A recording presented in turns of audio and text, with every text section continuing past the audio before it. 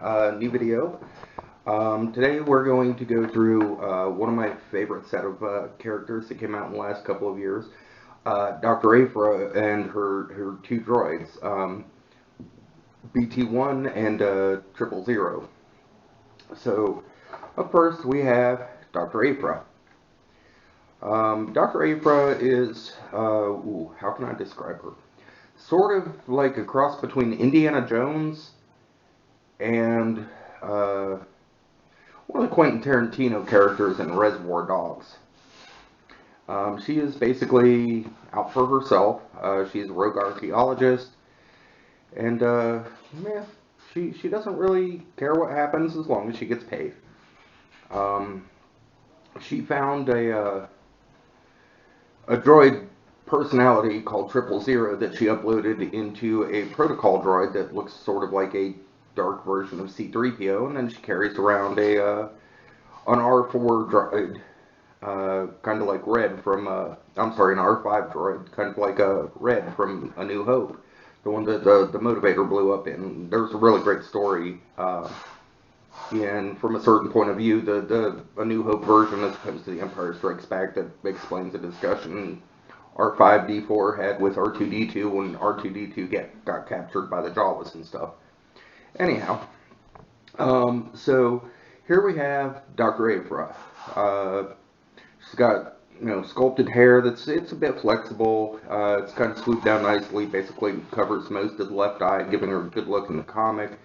She's got a vest that technically is removable. You could pull it off if you wanted. You may have to take the arms off to do it. And below that, she's got a tunic. She has most of the normal female Black Series articulation. She's got ball jointed and hinged shoulders, so there's a good range of motion, although she doesn't have the bicep cut. She does have an elbow cut, which makes it look a bit odd right there sometimes. It just doesn't quite look exactly, but I mean, it's a toy. What do you expect? So there's a ball joint, so you can do a complete 360 range of movement plus the hinge. The hinge goes from 90 degrees to 0 degrees. It doesn't go back. The wrist has a ball joint and a hinge, so you can, position the wrist, and you can get the full 160-degree swivel if you decide you want to give her a blaster. As far as accessories, the left side, she has her droid, I don't know, control panel or circuit board tattoo on the left arm. That looks really nice. They sculpted the holster. She has, it's basically a repaint of the Jaina Solo body, or the lower half, especially with the belt and holster. If you look on the holster, there's a little clip here for a lightsaber, because Jaina Solo has her lightsaber. They also came with the same blaster. I don't remember the exact designation of it. I'm sure it's one of the D series, or DL series, like Han had the DL-45. I'm sure this is like a DL-28 or something. But I don't remember the exact number off the top of my head. It fits well. So it looks pretty good with both her and Jaina. But it fits nicely and snugly in the holster. It doesn't come out. Given that it's reused, it actually kind of looks like she found it maybe on a stormtrooper or TIE pilot or something, and took it and just commandeered it as her own, which is very fitting with the character. Now, the holster is glued to the leg here, down at the bottom, so it doesn't really move, and there's a band there where you can see it hinged. You go down the pants to the knees. She's got double jointed knees like the rest of the figure, so you can fold the leg completely in half. And then the regular hinge and ball joint combination for the foot. She's wearing the standard Imperial boots, because again, it's based off the Jaina Solo figure, which at some point I'll review. And then she's got her fighter pilot helmet with the goggles. And when I say fighter pilot, I mean Earth 1940 or so, not Star Wars 700 years ago, 9,000 galaxies away. It fits on nice overall, gives her a really good comic appearance. She first appeared in one of the Darth Vader comics, and she is one of the few people that has worked for Darth Vader, who Darth Vader has actively tried to kill at least twice, possibly 3 times. I'm kind of running out of remembrance. I have to go back and reread them. But managed to survive all of those times. She did request that Darth Vader kill her with a lightsaber instead of like tossing her out of an airlock when he decided he was going to kill her at the end of their first meeting. So the first time he tried to kill her, he promptly threw her out of an airlock. It was mostly to hide her from Palpatine because Darth Vader is still just a little bitch. After that, we have the protocol droid, 000. So he is basically C-3PO in gray with orange eyes.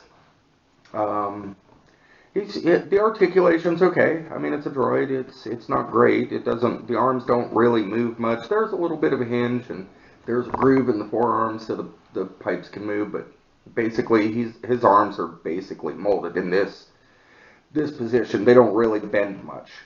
The same thing for the legs. They have this weird swivel to hip, and he doesn't have a whole lot of range of movement. He's only got a single joint for the knee. He does have the ball joint hinge combination for the feet, so those will twist around, but basically he is a repainted C-3PO with removable hands. So he has the standard C-3PO hands, but they pop off very easily. They hold on nicely. They plug in well. I'm not saying they fall off, but they pop out easily. So you can add the torture droid hands. And the torture droid hands are really kind of neat and what make this figure just impressive. He's got all these little gadgets. There's little saws and syringes and things. Looks like a little flamethrower. Basically, him and his sidekick, bt-1, are an evil version of R2-D2 and C-3PO, although bt-1 is not an R2 droid. He is a R4 droid. Which brings us to bt-1. So bt-1 has these panels. I had to dig them up because I don't use them very much, but the panels fit on the 2 outer legs. They just basically smooth it out. I do not believe he had panels on his head to cover it, but basically they're all removable so that you can add his weapon systems. And he comes with a lot of weapons. He's got grenade launchers. Give me a second, I'll get everything put on for you. Oops. I tend to put, and I'm not sure why I tend to put the head one on the wrong side the first time I try it. These do not stay on particularly well. I am not a big fan of them. They keep falling off. If you sit them on a shelf, it's probably going to be okay, but I like to play with my stuff every now and then. And it's most definitely not okay because it keeps falling off, and it really does drive me crazy. Oops. Also, you can kind of put things in different positions, like you can add the shoulder attachments to the head, but it's basically meant to look like the, you know, how in episode 1 and 2, R2-D2's side panels, the blue ones on his legs, folded out, and he got little thrusters. BT doesn't have thrusters. BT has weapons. But they snap on. Like I said, I've had a problem with them staying on. They seem to stay on right now, which is great for the video. Practically, I leave them on most of the time. So he's got a little bit of movement in the lower feet and the shoulders. And then, like all the other R2 and R4 droids, if you spin the head, the center leg, there we go, dropping stuff again. I told you it falls out easily. The center piece folds out so you can rotate the foot a little bit and get them to stand there, but if you're not careful, you'll make it too big, and it doesn't really work quite as well. It balances. Now, the leg looks like it's, okay, it does bend. was going to say, the leg looks like it's articulated, but it's pretty stiff. I don't use it very often. I usually have them just standing there on 2 legs rather than 3. Um, I wish that it was painted better, or not painted better, I'm sorry. I wish that it was, the weapons were designed a little bit better to stay in when you plug them in. Unfortunately, they're not. They do keep falling out, as you can see. Um,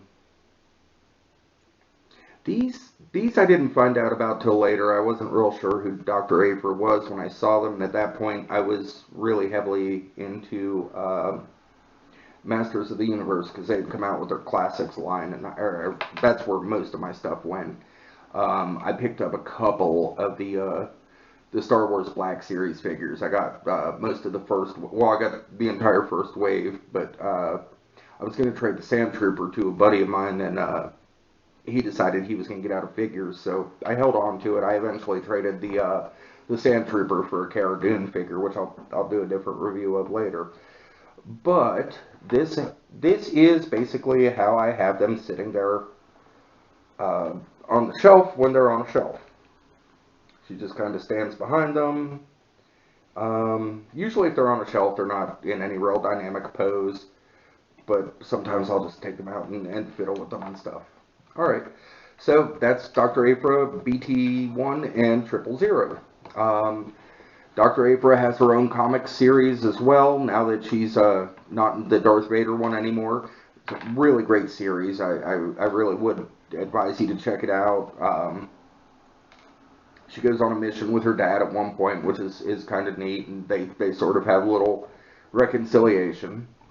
But the Dr. Aphra comic is really well done. I'm really impressed with the way Marvel's been doing the comics, although I guess I shouldn't be, considering all the stuff they've done for the years. But the newer Marvel comics are much better than the late 70s, early 80s Star Wars ones, where they were just kind of bizarre. And these actually are trying to blend into canon, and it works much, much better.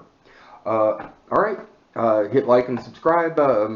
If this is on the YouTube video, I upload it to a couple of places. There are a couple of Facebook pages I send because I've got friends there that want to see them. And I am eventually going to get my YouTube page up and going. Alright, thank you for joining us.